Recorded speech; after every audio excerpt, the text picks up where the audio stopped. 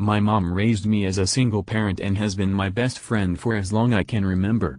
She wasn't strict or serious, she had always been fun, supportive and caring.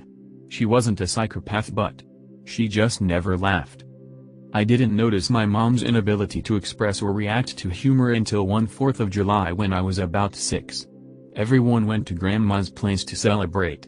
My uncle was like any other typical barbecue uncle, talking to everyone and cracking jokes as he cracked some eggs and grilled some steak.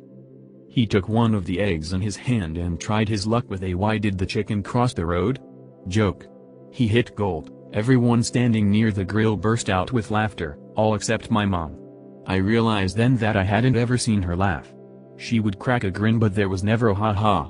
Maybe humor just wasn't her thing. Being the curious 6-year-old I was, later that night I asked her, "Mom, why don't you laugh?" She did not even attempt to react to my question, she just kept staring blankly at the book she was reading. This was the first time in my life being ignored by her. She clearly didn't want to answer, so I stopped asking her. Instead, I made it one of my life goals as a kid to somehow make my mother laugh. Every morning before going to school, I'd attempt to get at least a chuckle out of her. I've tried everything, knock-knock jokes, dad jokes, dark humor, you name it. Nothing worked. It's like the part of her brain that processes humor wasn't even there. She was always off on Saturdays, so we made it a movie night. Every Saturday we would sit on the couch together and watch whatever I agreed on. I had probably bought out the whole aisle of DVDs of the comedy genre at Blockbuster as one of my attempts. Just like my thoughtfully constructed jokes that went out her other ear, the movies did not work. One Christmas I bought her a paperback book titled How to Make Anyone Laugh and waited to see her reaction as she unwrapped the gift. She teared up as she stared at it. I didn't understand why she was so sad over a book that I gave her as a joke. I swear I could hear her faint whimpering as she attempted to cry. My obsession over my mom's apathy towards humor had gone overboard and I was breaking her. I felt an absolute scum of a daughter and stopped all my attempts at humoring her. I had accepted it. I locked the fact in the back of my head and never gave it a second thought. My mom just doesn't laugh. The years passed in a haze as I grew older. Soon, I moved out to attend university and found my soulmate at a stand-up comedy bar, and we got married as soon as we graduated. After we settled down and started doing well at our jobs, we tried and I gave birth to the most beautiful baby girl. Her laugh always melted my heart. I would laugh with her, something my mother was never able to give me. My daughter was almost 4 months old, barely even able to crawl when it happened. I woke up at 3 a.m. to the sound of her laughing her little lungs out. It was unusual because she usually woke me up by crying, not by laughing. I wish I had let her laugh herself to sleep instead of checking up on her that night. I opened the door to her room, which was slightly ajar, and looked inside. I saw it holding my daughter up from her crib. It wasn't human. It was all black like a silhouette. It had a face, arms and legs, but they were all black. It had a head but no face, just an arc with sharp teeth the size of pineapples pointed out and protruding in a freak smile from the void where the mouth of a human should be. My maternal instinct was in overdrive, yet I was still frozen in place. Its torso was swaying as if it was laughing. I took one more look at my daughter and its hands. She was asleep. It wasn't her that was laughing. It was laughing in my daughter's voice. I have heard her laugh almost every night since, yet even as her mother I don't have the courage to go to her room again. I get reminded of it again. My husband has been putting her back to sleep daily and is already fed up with the responsibility that I've been ignoring. He didn't see what I saw. I cannot laugh anymore. My husband seems really distant lately. He might leave me, leave us, like my father left my mother when I was still an infant. I'm scared for my daughter, and for her children if she ever has any. I hope not. I hope she doesn't notice that I don't laugh. I won't have the courage to tell her. My mother has never laughed, and now I know why. Azalea's Cookhouse. How can I help you? I despised the inflection in my voice. The fakeness irked me to my core. But it was all part of the job, so I took my customer service seriously. I've been a waiter for longer than I'm comfortable to admit. And although the job isn't rocket science by any stretch, I believe there are skills one needs to develop to be successful: a wide smile, a cheery demeanor, An unhealthy tolerance for bullshit. If you make sure everyone's waters are filled and remember to ask about dessert before bringing back the bill, you will do well in this profession. The tricks of the trade were simple. But you'd be surprised how many college kids wandered into the industry with zero regard for service. It was an epidemic, as far as I was concerned. Pretty faces were always welcome, but seldom did they stay. It wasn't like this was my dream job, either. I used to have real ambitions too. I played in a rock band. I had a marriage.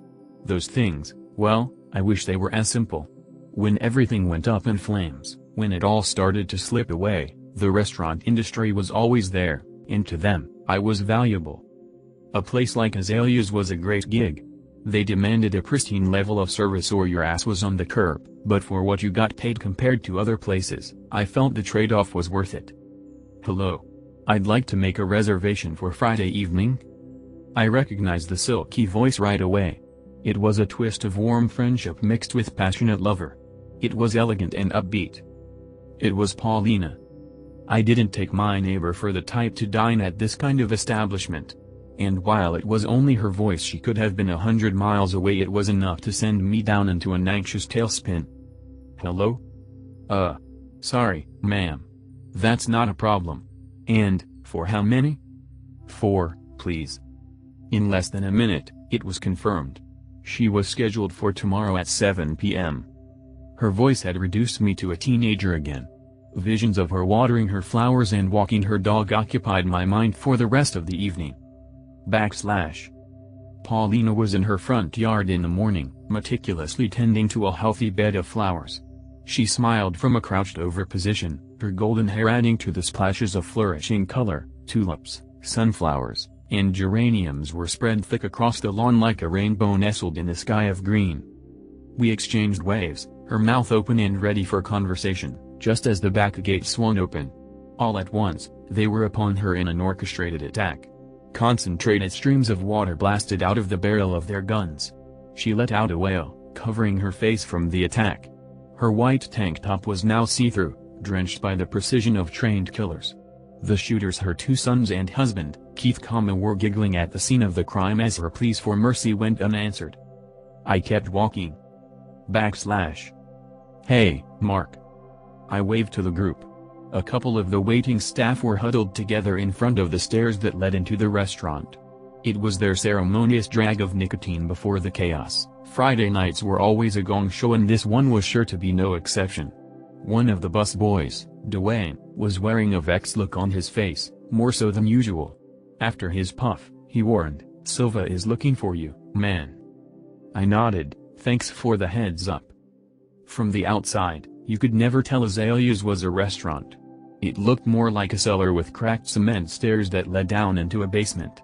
That was Silva's vision all along, to be a hidden gem in the rough. Walk in thinking the place was a dump, walk out pleasantly surprised. It was the psychology of the food industry, and this element of surprise seemed to be essential for fine dining. Azalea's was the height of exclusivity, not just anyone could stumble in. In order to keep up this allure, speaking about the restaurant in any capacity was strictly prohibited. Staff were never allowed to dine in. We were servants, not clientele.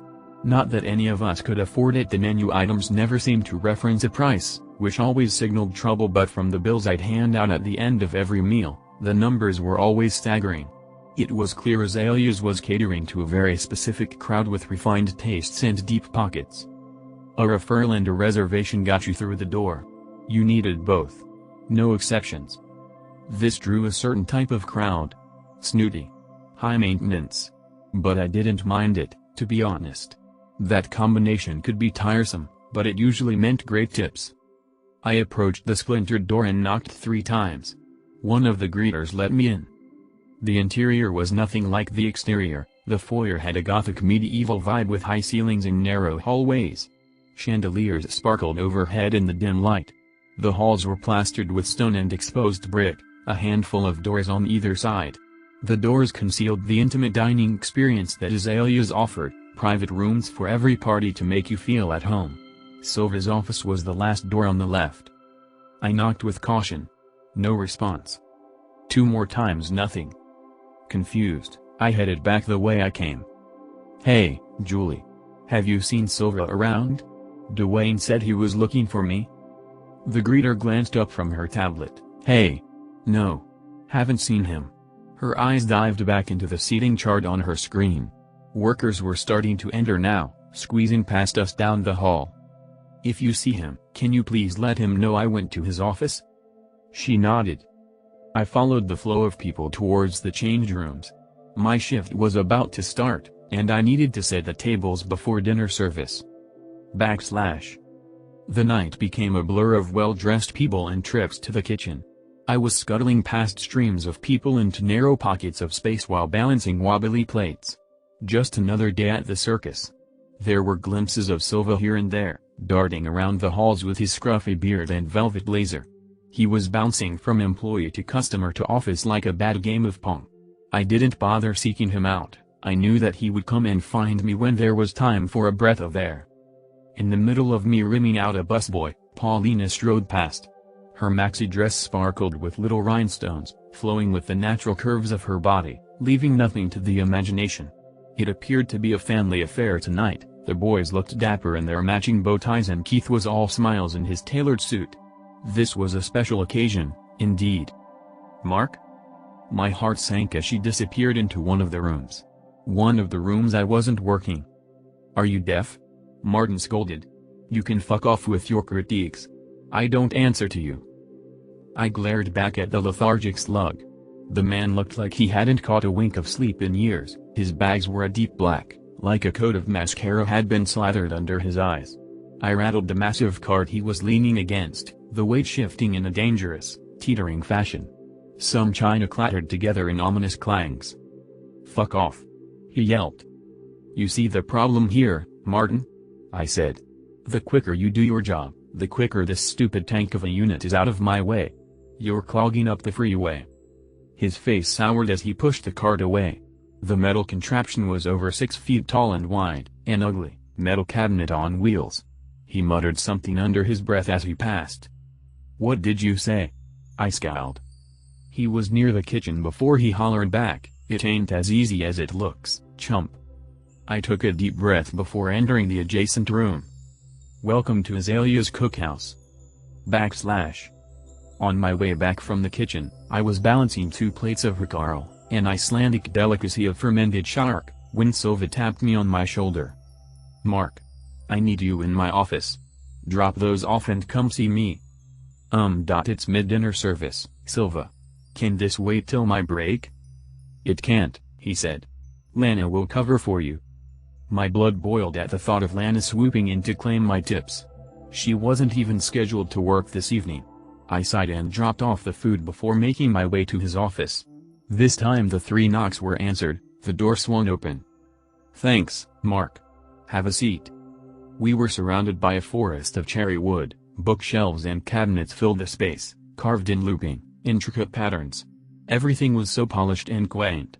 There were floating shelves that carried up the walls, each holding rows and rows of books. Behind a grandfather clock in the corner were pots of leafy plants. I wondered how any of them survived in this dungeon.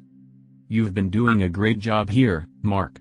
I know I'm not the most rah-rah type of owner, but believe me when I say this, I've taken notice," he continued, the sounds of muffled conversation trickling in through the halls. "I'll level with you here, I'm in a pickle. We are short bus boys tonight. I need you to cover." With all due respect, Silva. "Why would I do that?" "Because I need you to, Mark. And to be honest, it's a chance at a promotion." "A promotion?" I couldn't get Martin and his multiple smoke breaks out of my mind. "Look, Silva, I like what I do. I feel like I do it well. I'm not saying I don't want to help you out, but please don't spit on my face and tell me it's raining." I sighed. "I'm a waiter, not a busboy." "The pay is nearly triple," he stated. A smirk grew on his face once he detected the astonishment on my face. He pointed his finger at me. "This doesn't leave the room." The news went down the hatch like sour milk. I understood why the chefs would make more money. The menu was always revolving to keep the clientele happy. They likely had years of experience overseas, attended culinary school. But the busboys? These guys were glorified dishwashers. I knew the way Silva ran the restaurant was different, but this corporate structure was completely backwards. Servers were the face of the business, the point of contact between the restaurant and the customer. Surely, that had to be worth more. I need you out there, Mark.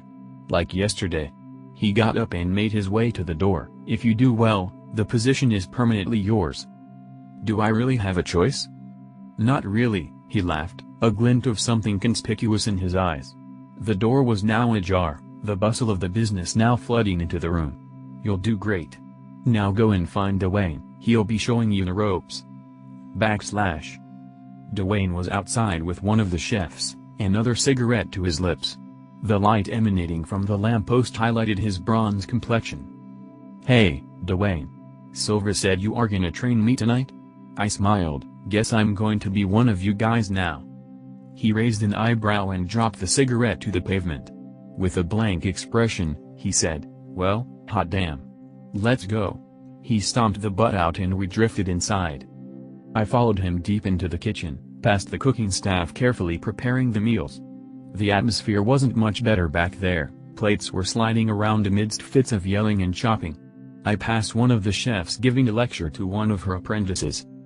Who taught you how to work a knife? You leave skin on this fugu again, and I'll rip your apron off myself. He stopped at one of the metal monstrosities in the corner of the dish room. Get pushing, he grinned. The cart was frustrating to maneuver given the state of its back wheels. One wheel refused to roll in line with the others, opting to wiggle uselessly instead. It was a cumbersome task given the sheer size of the cart, it was heavy with its many drawers and it was a challenge to see over it. There would have certainly been a collision without Dwayne guiding me in the front.